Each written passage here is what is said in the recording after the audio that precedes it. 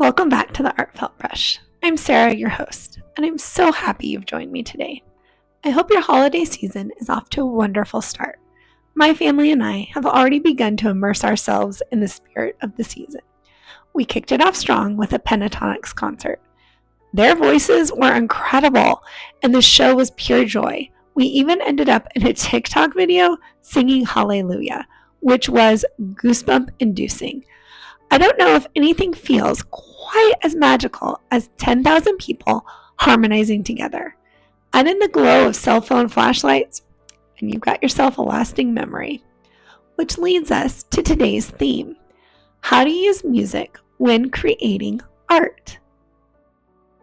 But before we dive into that, I want to share a quick update on how the podcast will be structured moving forward. Each episode will now have a clear theme, explore a specific art movement or artist, discuss how to use elements of that movement or artistic style in your own work, highlight techniques to help your work pop, and finally, explore how to apply the theme to your healing journey. As I mentioned earlier, our theme this week is using music as a tool when creating. I love listening to music. It's a huge mood booster and has gotten me through countless chemo rounds. Additionally, I fully embrace the idea of using music as inspiration in art. You can draw from both the melodic qualities of the song and the lyrics themselves. Last December, my family and I had the opportunity to travel to New York City.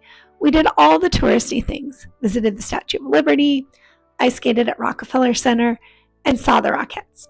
A huge bucket list item for me that absolutely did not disappoint. We also viewed the Orphism exhibit at the Guggenheim. Orphism is an early 1900s art movement that stems from Cubism, but is rooted in music, bright colors, and recognizable shapes. The work is completely abstract, but deeply expressive. Visiting the Guggenheim is such an amazing experience. Even the building itself is a work of art, spiraling our way upward as we viewed different interpretations of music was so unique. The bright colors and dynamic flow in each painting even kept my son engaged. Huge win. Our favorite piece was Ecclesiastic by Francis Picabo. We loved the warm colors paired with the cooler tones and the dance-like movement of the shapes and brushstrokes. My son liked it enough to circle back for a second look. An even bigger win in my book. What struck me most about the exhibit was how strongly the colors, shapes, and composition conveyed emotion.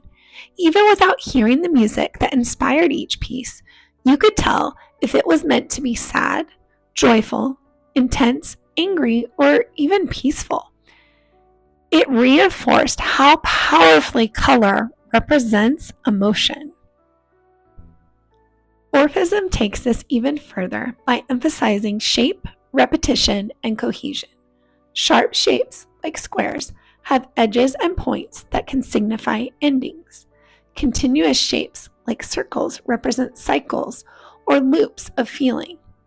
Repeating these shapes across the canvas creates a sense of movement and emotional flow. Though abstract, the work is recognizable enough to invoke feeling and spark reflection. These concepts can translate beautifully into our own art. In a previous episode, we talked about using color to represent emotions. Now, we can take that one step further by examining the shapes we choose, taking time to consider what each shape symbolizes for you. For example, in nature, rose thorns are cone or triangular shaped.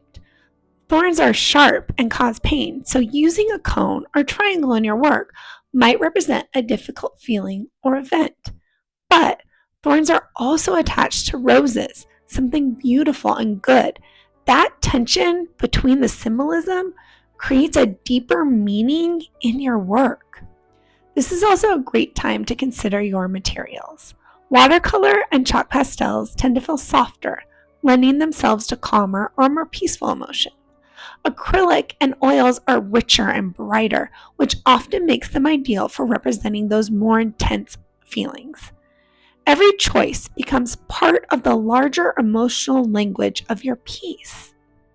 So, how can we apply Orphism and these ideas to our healing journey? Pick a song that conveys how you're feeling. Think about the colors and shapes that come to mind while the music plays. Apply those colors and shapes to a piece of art. It can be abstract, like Orphism, or realistic with symbolic elements, like a rose thorn. During cancer treatment, I listened to Fight Song by Rachel Platten a lot.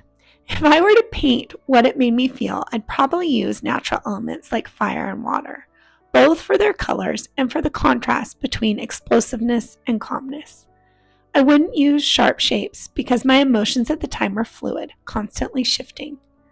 I'm also not someone who leans fully into abstract art, so my final piece would probably blend surrealism with impressionism. Another way to use music in art is to simply draw the image that comes to mind while listening to the song that matches your emotions. In college, we were assigned to choose a song and draw it with oil pastels. I picked Don't Rain on My Parade from Funny Girl. Instead of focusing on shape concepts, I created a whimsical parade scene with an airplane pulling a cloud away. The spirit of the song came through in the playful, timeless imagery. Music is a powerful way to express emotion and can play a meaningful role in your healing journey. My hope is that you'll try to incorporate some of today's concepts into your own artwork, especially now, during the holiday season, with all its joy, heartache, and chaos. And remember to meet yourself exactly where you are at. After the last episode on dedication, I posted a short video of myself drawing circles repeatedly. Someone commented that I was cheating because other circles could be seen through the paper. And yes, there were circles on the backside from me practicing earlier, but they didn't line up with the new ones I was drawing. And even if they did, it would be okay. If you need to trace a shape to learn to draw it and build muscle memory, that's completely acceptable. Artists use all sorts of tools to develop their technique: grids, the golden mean, projectors, and more. Tools are not cheating, they're resources. Remember, we are not aiming for perfection. We are working on giving ourselves grace and compassion as we use art to navigate feelings that otherwise feel too big and overwhelming. We are giving ourselves permission to create and to heal in a safe space. And like always, if you feel like sharing any of your work, I'd love to see it. Tag the Artfelt Brush or use the Artfelt Brush hashtag. You can find more on Instagram, TikTok, or at theartfeltbrush.com. Thank you so much for joining me today. I wish you a happy Thanksgiving filled with gratitude and connection. Until next time, may you find inspiration for the artist within, one brushstroke at a time.